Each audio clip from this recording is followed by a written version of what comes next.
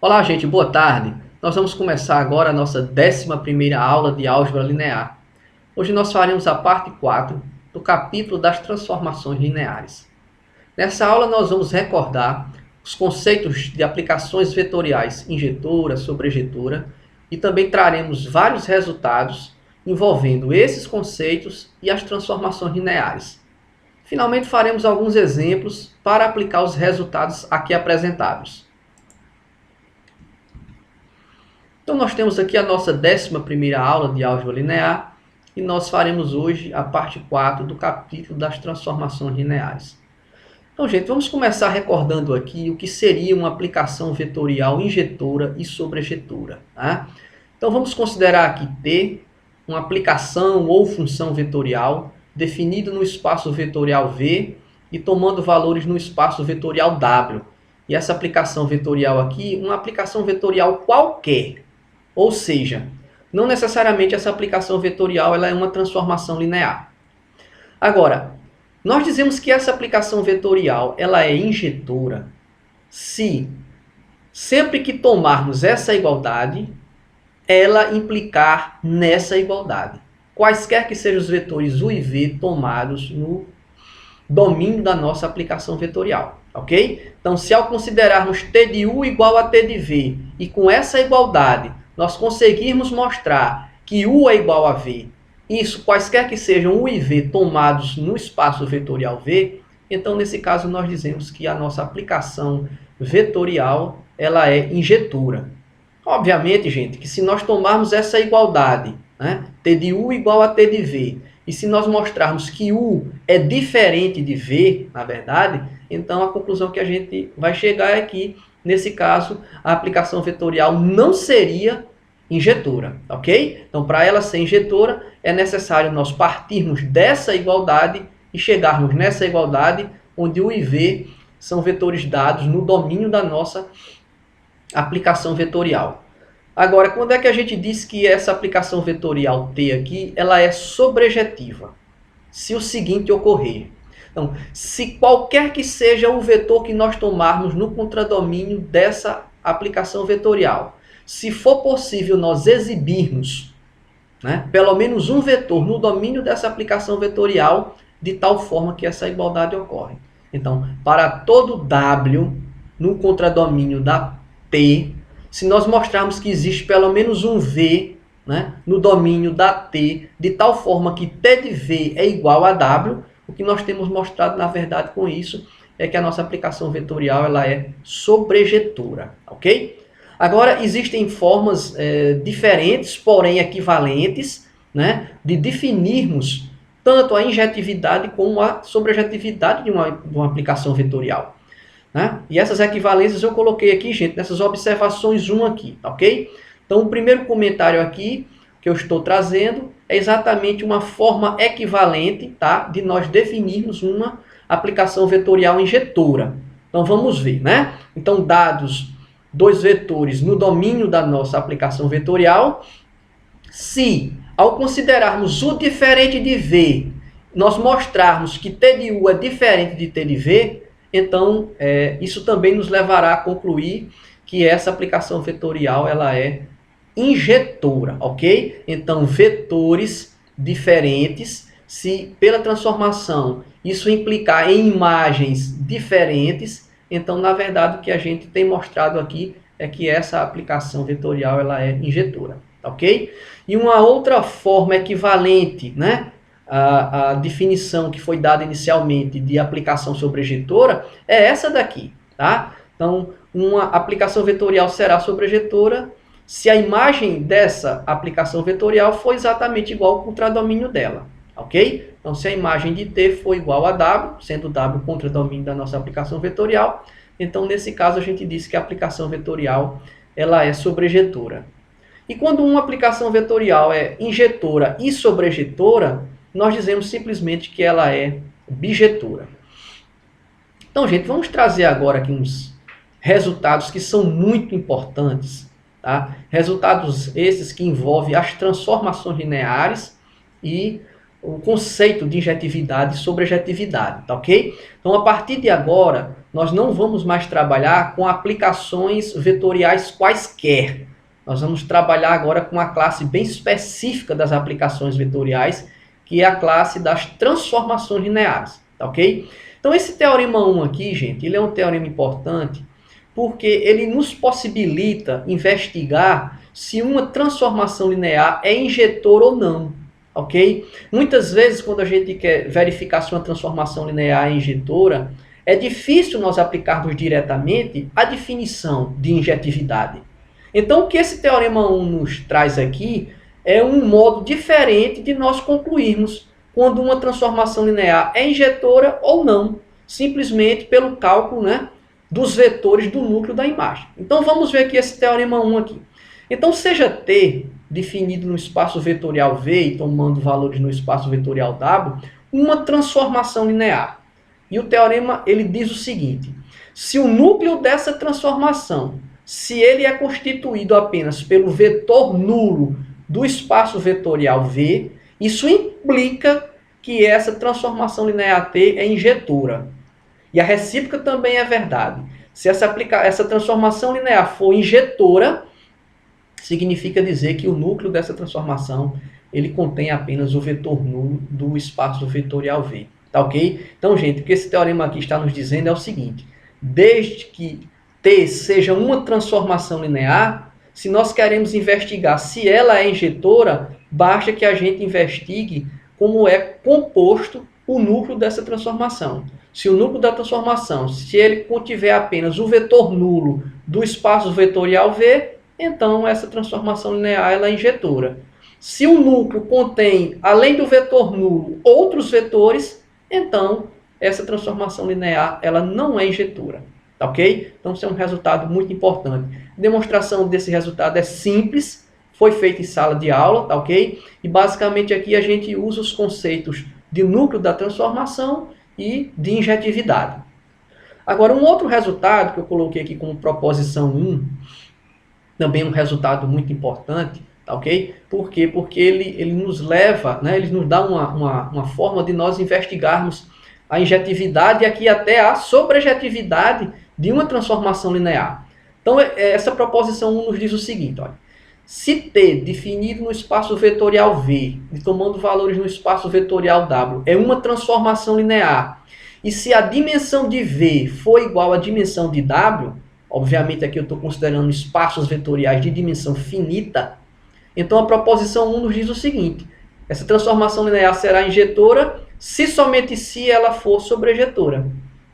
Então, gente, essa proposição 1 aqui, ela é importante porque a gente pode concluir algo até acerca da sobrejetividade da transformação linear, não apenas da injetividade, ok? Mas aqui nós devemos prestar atenção, né? Porque diferentemente do teorema 1, aqui, ó, além de ter ser uma transformação linear, existe também essa outra hipótese, que a dimensão desse espaço vetorial tem que ser igual à dimensão desse espaço vetorial, né? E essa hipótese aqui ela não ocorre no teorema 1, né? No teorema 1, a única hipótese forte aqui inicialmente é que a T é uma transformação linear. Então, se T for uma transformação linear e isso ocorrer, então isso aqui ocorre.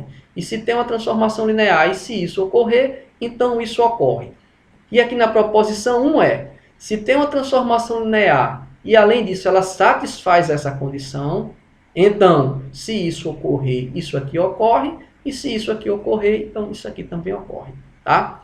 Então essa proposição 1 ela também foi demonstrada em sala de aula. E a demonstração dela, gente, ela é uma consequência imediata, né? Essa proposição ela é uma consequência imediata do teorema do núcleo da imagem, ok? Um outro resultado importante aqui, que eu chamei a atenção aqui como proposição 2, ele diz o seguinte, olha: se nós temos que T de V em W é uma transformação linear injetora, e se a dimensão desse espaço vetorial V for igual à dimensão do espaço vetorial W, então o que essa proposição aqui está afirmando é o seguinte: ao tomarmos uma base no espaço vetorial V, se nós aplicarmos a transformação linear T aos vetores dessa base, nós vamos obter aqui uma base para o espaço vetorial W. Tá? Essa proposição aqui, gente, a demonstração também é uma consequência imediata do teorema do núcleo e da imagem. Tá ok? E essa proposição ela é muito utilizada quando a gente está investigando quando uma transformação linear é um isomorfismo e principalmente quando a gente quer determinar a inversa, ok? A gente vai utilizar essa proposição 2 na nossa próxima aula de álgebra linear, ok? Então, gente, o que nós vamos fazer a partir de agora é resolver vários exemplos, tá? E procurando aqui utilizar esses resultados que foram apresentados, bem como os conceitos de injetividade e sobrejetividade. Então, vamos lá. Nesse exemplo 1 aqui, olha, foi dada uma transformação linear T de R2 em R2 e ela está definida por essa igualdade aqui, ok? Então, o exemplo aqui pede para nós investigarmos se essa transformação linear, se ela é injetora e sobrejetora, ou seja, se ela é bijetora, ok? Então, gente, ó, embora aqui na solução eu não tenha mostrado que, de fato, né, essa função vetorial ela é uma transformação linear, eu gostaria que vocês fizessem essa conta aí, até para trabalhar, né, conceitos de aulas anteriores, tá ok? Aqui a gente já vai assumir que essa função vetorial, na verdade, ela é uma transformação linear. Então, veja bem, então vamos começar investigando aqui se essa transformação linear ela é injetora, ok? Então, o que é que nós vamos fazer aqui? Nós vamos utilizar aqui, a priori, o teorema 1.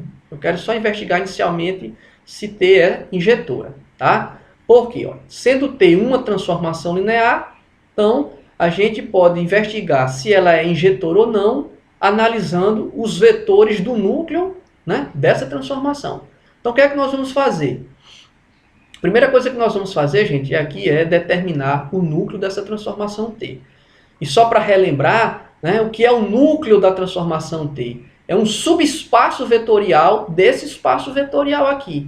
E como é que é definido esse subespaço vetorial? Então, são todos os vetores aqui de R2, né? Todos os vetores de R2, cujas imagens pela transformação linear vai exatamente no vetor nulo desse espaço vetorial, que aqui por ser R2 é o par 0, 0, ok? Então, vamos investigar, né, como é que são os vetores aqui desse subespaço vetorial, ok? Então, vamos partir dessa igualdade, gente, está aqui, e vamos escrever essa igualdade, né? O que eu fiz aqui foi apenas substituir a transformação pela regra que a define, tá? Então, saí dessa igualdade, escrevi essa igualdade. E essa implicação aqui, né, é pela igualdade, né? Então, nós temos aqui, olha, esse par igual a esse aqui, então, primeira coordenada com primeira coordenada, segunda coordenada com segunda coordenada, e aí nós obtivemos aqui essas duas equações. Temos, portanto, aqui um sistema linear homogêneo 2 por 2, tá? Pode ser facilmente resolvido, e aqui a solução é dada por y igual a 3x. Então, esse sistema aqui ele possui infinitas soluções, né? E as soluções são do tipo x, 3x, tá ok? Portanto, gente, o nosso núcleo aqui, ó, tá? O nosso núcleo aqui, ele é definido, ó, pelos pontos de R2 da forma x, 3x. E, obviamente, né, que esse conjunto aqui, gente, ele contém, além do vetor nulo, né, porque quando o x for 0, aqui vai dar 0, então o vetor nulo está no núcleo, né? Na verdade, a gente já mostrou isso, né, que o núcleo da transformação sempre contém o vetor nulo do espaço vetorial, né, que define o domínio da nossa transformação linear, tá ok? Mas esse núcleo aqui, gente, ele contém muitos outros vetores. Por exemplo, se nós fizermos x igual a 1, então o vetor 1, 3 também está no núcleo. Portanto, esse núcleo aqui, ele contém o vetor nulo e uma quantidade infinita, não enumerável, de outros vetores de R2. Tendo em vista que x aqui é um número real, né? Então, qual é a conclusão que a gente chega de acordo com o teorema 1? Então, de acordo com o teorema 1, a conclusão é que essa transformação linear ela não é injetora. Por quê? Porque para ela ser injetora, o núcleo deveria conter apenas o vetor nulo de R2, que aqui no caso não ocorre, ok? Então a transformação T aqui ela não é injetora. Agora, gente, vamos usar aqui já de imediato a proposição 1 para garantirmos algo a respeito da sobrejetividade, né? Se T é sobrejetor ou não. Por que eu posso usar aqui a proposição 1? Eu posso usar a proposição 1, ó, porque aqui tanto o domínio como o contradomínio da nossa transformação linear são o mesmo espaço vetorial e, consequentemente, a dimensão dos dois são iguais. Então, aqui eu posso usar a proposição 1. Então, ó, tem uma transformação linear. A dimensão de V é igual à dimensão de W, que aqui no caso ambos são iguais a R2. Então, o que é que diz a proposição 1? Que a T será sobrejetora se somente se T for injetora. Ou o contrário, T será injetora se somente se T for sobrejetora. Mas como a gente já concluiu que T não é injetora, portanto, pela proposição 1, a gente conclui também que T não é sobrejetora. Ok? Bom, agora nesse segundo exemplo, gente, vamos tomar agora aqui uma transformação linear, tá? Definida aqui, ó, em espaços vetoriais diferentes. Então, o nosso espaço vetorial V aqui é o espaço das matrizes 2×2. O espaço vetorial W aqui é o R3, né? E ele diz aqui, ó, já é uma transformação linear, tá ok? Então, façam aí essa continha, mostre que realmente essa função vetorial ela é uma transformação linear, sendo T definida dessa forma. Então, a pergunta é exatamente a mesma do exemplo 1, né? É investigar, é verificar se essa transformação linear, se ela é injetora e sobrejetora. Então, veja bem, gente. Para nós investigarmos se ela é injetora, eu vou novamente usar o teorema 1, ok? Por quê? Porque T é uma transformação linear. Então, se eu quero investigar se ela é injetora, já que ela é uma transformação linear, basta eu investigar, né, quais são os vetores do núcleo dessa transformação. E aí eu já concluo imediatamente se T é injetora ou não. Agora vamos notar o seguinte. Nesse exemplo, eu já não vou poder mais usar a proposição 1 para garantir algo a respeito da sobrejetividade da transformação linear. Por quê? Porque, olha, a dimensão desse espaço vetorial é diferente da dimensão desse espaço vetorial. E é claro, gente, que como eu falo espaço vetorial aqui, né, eu estou assumindo, né, o M22 com as operações usuais de adição e multiplicação por escalar, e a mesma coisa aqui em R3, ok? Então, lembrando, né, que a dimensão desse espaço é 4 e que a dimensão desse espaço é 3, portanto, são espaços vetoriais de dimensão diferente, né? Então, eu não posso utilizar aqui a proposição 1 para garantir algo acerca da sobrejetividade da transformação linear, sabendo algo a respeito da injetividade, ok? Então, nesse caso aqui, para a gente investigar se T será sobrejetor ou não, só nos resta utilizar a definição, ok? Então, vamos começar investigando aqui se essa transformação linear ela é injetora. E o que é que nós vamos fazer? Nós vamos atrás do núcleo. Então, vamos verificar, né, quais são os vetores que estão no núcleo. Se é apenas o vetor nulo desse espaço vetorial aqui, né, que seria a matriz nula 2×2, ou se além dela existem outros vetores. Então, eu coloquei aqui, né, gente, o núcleo. Então, o núcleo da transformação são todos os vetores que estão no domínio da transformação, né, de tal forma que as imagens desses elementos aqui de M22 pela T deve ir no vetor nulo de R3, que no caso é essa terna ordenada. Então vamos lá, vamos partir dessa igualdade aqui, vamos investigar como é que são os vetores do núcleo. Então, ó, nós temos aqui, gente, que a nossa transformação linear, ó, ela é definida dessa forma, tá ok? Então, quando nós partimos dessa igualdade, nós vamos trocar aqui, ó, T aplicado a esse vetor, tá, por essa terna ordenada. Então, vai ficar essa terna ordenada igual a essa outra terna ordenada que é constituída por 0, 0, 0, que é o que está aqui, ok? E aí, dessa igualdade, nós chegamos naturalmente nesse sisteminha, tá? Que é um sisteminha também homogêneo, né? Agora, vamos notar que o seguinte, viu, gente? Nós temos aqui, olha, 4 incógnitas, 4 variáveis, ó, x, y, z, t. Ok? Então, ao resolver esse sisteminha aqui, o que é que a gente obtém? Ó? De imediato aqui dessa última equação, x igual a 0. E se eu substituo x igual a 0 aqui, eu obtenho imediatamente que y é 0. E aqui, olha, nós temos uma equação envolvendo as variáveis z e t. Então, eu posso, aqui eu vou considerar uma delas como variável livre, tá? Então, no caso aqui, eu vou considerar t como variável livre. Então, eu vou escrever z igual a t. Então, foi que a gente concluiu, gente. Olha, a solução desse sistema aqui é o ponto x igual a 0, y igual a zero e z igual a t. Mas vamos notar que esse sistema aqui ele foi obtido dessa igualdade, e essa igualdade aqui ela foi obtida dessa igualdade. Então, o que a gente acabou de concluir, gente, é que esses vetores aqui, ó, x0, y0, z, e aqui que era t, que no caso aqui é igual a z, são os vetores de M22, tais que as imagens deles pela transformação linear vai no 0, 0, 0, que é o vetor nulo de R3.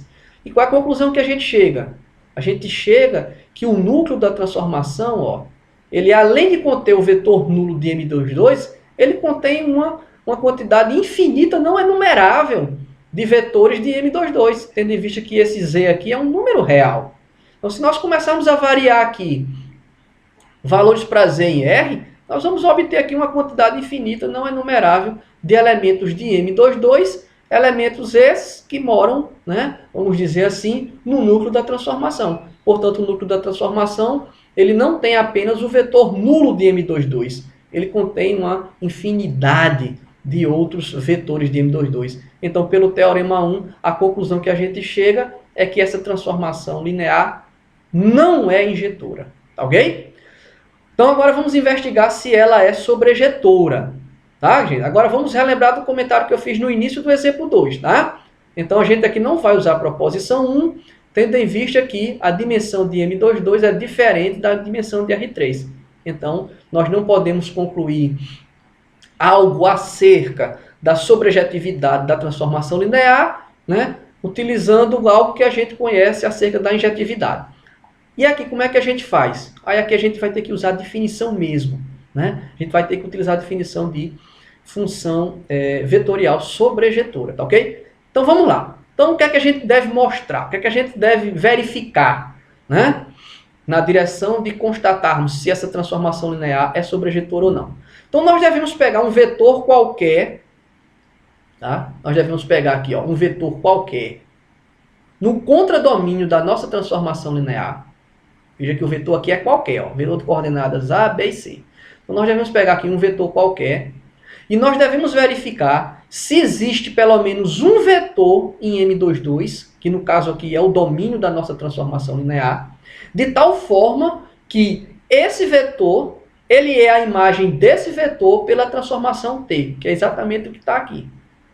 Tá? Então, se ao tomarmos esse vetor arbitrário em R3, se nós mostrarmos que existe pelo menos um vetor em M22, tal que essa igualdade aqui ocorre, então o que a gente tem mostrado, na verdade, é que essa transformação linear ela é sobrejetora. Então, vamos investigar se essa igualdade aqui ocorre, quaisquer que sejam os valores de A, B e C que nós tomarmos em R, né? Ok? Então, partindo dessa igualdade, nós chegamos aqui nessa igualdade aqui. Obviamente, gente, que a primeira coisa que quando a gente parte dessa igualdade aqui, eu vou ter que usar a definição dessa transformação linear, né? Tá aqui, ó.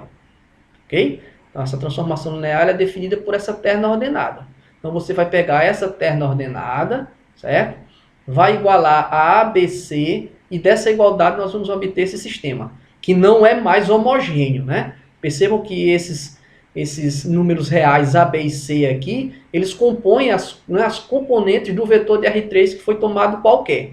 Então, na verdade, se a gente quer investigar se essa transformação linear é sobrejetora ou não, o que na prática a gente tem que investigar é se esse sistema aqui possui solução ou não, né? Quando a gente toma valores para A, B e C. Ok? Então, gente, resolvendo esse sistema, a gente obtém imediatamente aqui, ó, que x é igual a C sobre 2. E ao substituir aqui o valor de x, nós vamos obter imediatamente que y é 2a menos c sobre 2. Tá? E aqui, por conta dessa segunda equação, né, a gente vai tomar aqui, por exemplo, z como variável livre, ó, explicita t como função de z. Tá ok? Então, gente, olha, x igual a c sobre 2, y igual a 2a menos c sobre 2 e t igual a z menos b são exatamente a solução desse sistema. Então, o que a gente acabou de mostrar, gente, foi o seguinte, ó. Nós acabamos de mostrar que qualquer que seja o vetor ABC de R3, certo? Vai existir vetores em M22, tais que isso ocorre. vamos entender, olha, que esse sistema aqui, gente, ele é equivalente a essa igualdade. Né? Então, dizer que esse sistema admite solução significa dizer que essa igualdade ocorre. Mas quando essa igualdade ocorre, é porque a transformação linear ela é sobrejetora. Então, foi que nós acabamos de concluir, gente. Olha, eu estou vindo aqui, ó, no lugar de x, estou colocando c sobre 2. Aí está aqui, ó. Tá? No lugar do y, aqui, eu estou colocando ó, 2a menos c sobre 2. Está aqui. E aqui eu vou deixar olha, z como sendo z, e no lugar de t eu vou substituir por z menos b. Está aqui. Então, o que foi que nós acabamos de mostrar aqui por meio desse sistema? Nós acabamos de mostrar, gente, que se nós tomarmos um vetor qualquer ABC em R3, certo? Então, esses vetores de M22 são os vetores de M22, tá? Que ao aplicarmos T neles, eles vão exatamente em ABC. Então, o que está sendo mostrado aqui, gente, é o seguinte, ó, qualquer vetor que nós tomarmos em R3, tá? Tem como nós encontrarmos vetores em M22, tal que a imagem desse vetor aqui, tá? Tal que esse vetor aqui é a imagem desse vetor pela transformação linear. Na verdade, aqui o que a gente conclui, gente, é que existe uma quantidade infinita, não enumerável, né, de vetores em M22, cujas imagens pela transformação linear T, todos são levados no vetor ABC de R3. Tá? Aqui eu peguei até um exemplo. Ó. Então, se nós pegarmos, por exemplo, o vetor em R3, 1, 1, 2, ok? A igual a 1, B igual a 1 e C igual a 2. Né? Então, quais são os vetores que estão lá em M22, tais que as imagens deles pela T seja esse vetor? É esse aqui, ó. É só você fazer aqui, ó. Ó, A, B, C. C igual a 2. Então, 2 dividido por 2, 1. A1, B1, C2. Ó, quando você faz aqui, ó, A igual a 1, ok? Então, aqui fica 2. E C é 2. Então, fica 2 menos 2, 0. 0 sobre 2, 0. Está aqui. Ok? O Z é livre, variável livre. Z. Z menos B. Okay? B é 1. Ok? Então, gente, olha, se nós pegarmos, por exemplo, o vetor em R3 de coordenadas 1, 1, 2, então esse vetor aqui, ele é a imagem de todos esses vetores de M22 pela transformação linear T. Então, na verdade, o que nós acabamos de concluir foi que a transformação linear T, essa transformação linear T, ela é sobrejetora. Ok? Essa transformação linear T definida por meio dessa igualdade aqui, ela é sobrejetora. Ok? E agora vamos para um último exemplo, tá? E aqui é dado o seguinte, olha. Vamos considerar essa transformação linear, T definida em P1, tomando valores em R. Lembrando que P1 aqui, né, é o espaço vetorial dos polinômios de grau até 1, ok? E essa transformação linear aqui, ela foi definida por meio dessa igualdade aqui, tá? Por isso que ela é chamada de transformação de integração. Então, a cada polinômio que nós tomarmos aqui, ó, o T aplicado a esse polinômio, ele é obtido quando você resolve a integral de menos 1 a 1 desse polinômio. Tá? E vamos notar aqui, ó, ao pegar um polinômio aqui, a imagem desse polinômio pela transformação T é um número real. Né? Então, aqui a gente tem uma integral definida, que obviamente representa um número real. Tá? Então, ele quer aqui que a gente investigue se essa transformação linear, se ela é injetora e sobrejetora. E aí, gente, o processo aqui vai ser exatamente o mesmo. Ok?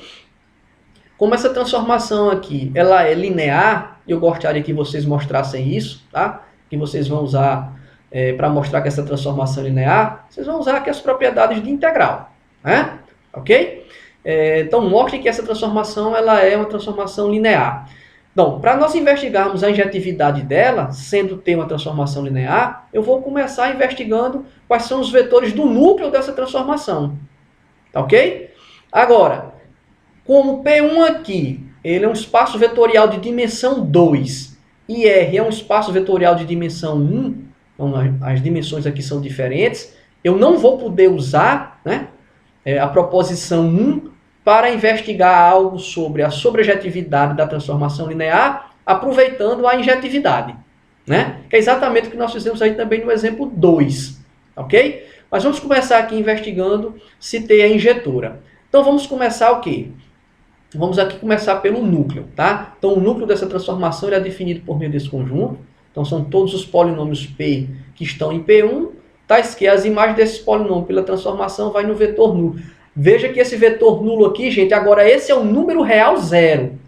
Tendo em vista que o contradomínio aqui é R, então esse vetor nulo aqui, desse espaço vetorial aqui, sim é o número real zero. Ok? Então, vamos lá. Então, vamos partir dessa igualdade. Então, partindo dessa igualdade, sendo T de P definido por meio dessa integral, tá? Partindo dessa igualdade, nós chegamos nessa integral aqui. Agora vamos fazer o seguinte, vamos definir aqui quem é P de x. Então a gente sabe que o P1 aqui é o espaço vetorial dos polinômios de grau no máximo 1. Então esse P de x aqui, na verdade, ele tem essa forma, né? É um polinômio da forma ax mais b. Tá ok? Então vamos resolver essa igualdade, assumindo que Px é um polinômio que tem essas características aqui. Então vamos substituir P de x por ax mais b, né? Nós chegamos aqui nessa igualdade. A gente aqui, ó, vamos entender que tanto A como B são números reais. Ok?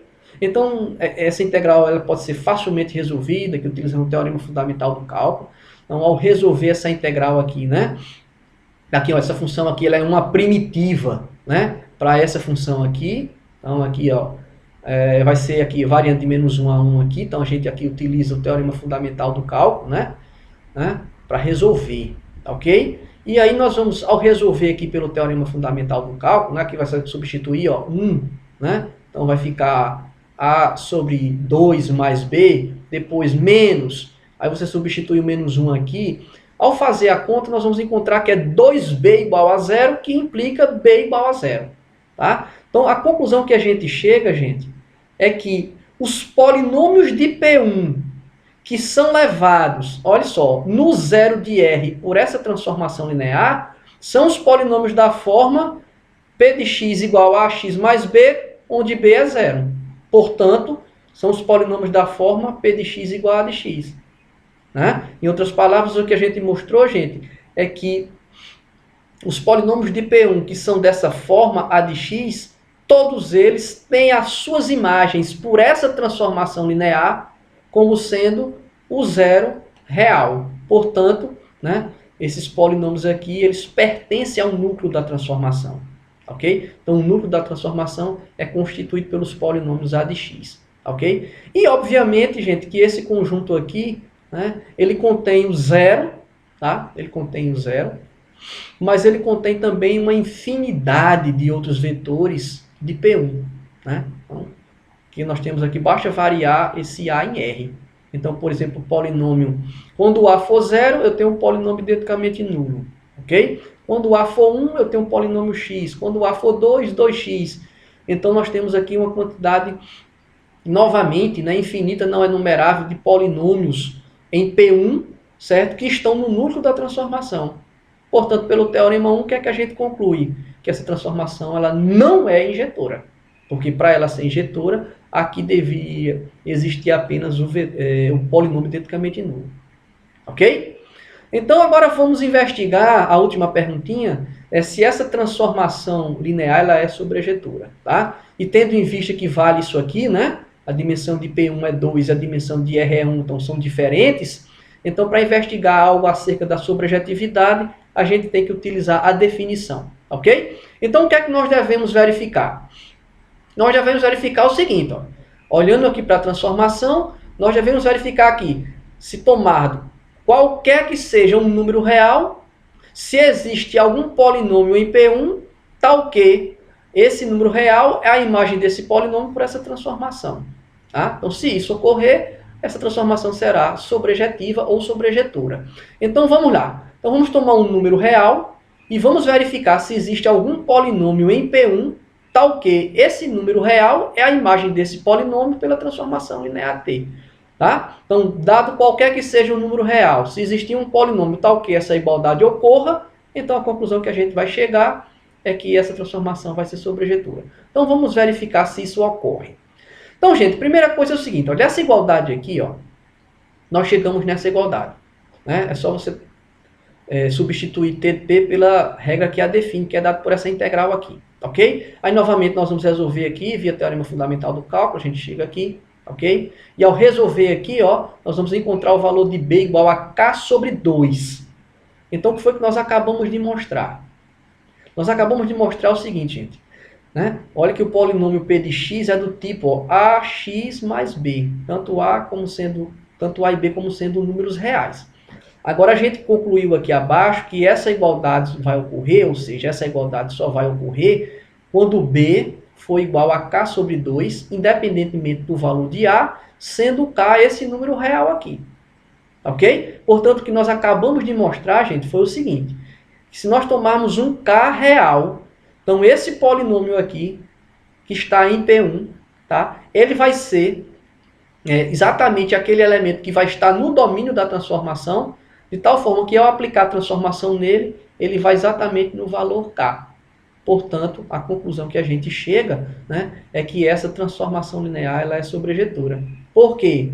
Porque a gente mostrou que qualquer que seja o número real que nós tomarmos K, vai existir um polinômio em P1, que nesse caso é dado por esse polinômio, de tal forma que K vai ser a imagem desse polinômio pela transformação linear T. Ok? Então, essa transformação linear aqui do exemplo 3, a gente viu que ela não é injetora, mas ela é sobrejetora. Ok? Então, gente, com esse terceiro exemplo aqui, a gente encerra essa nossa aula. No mais, um grande abraço a todos e até a nossa próxima aula.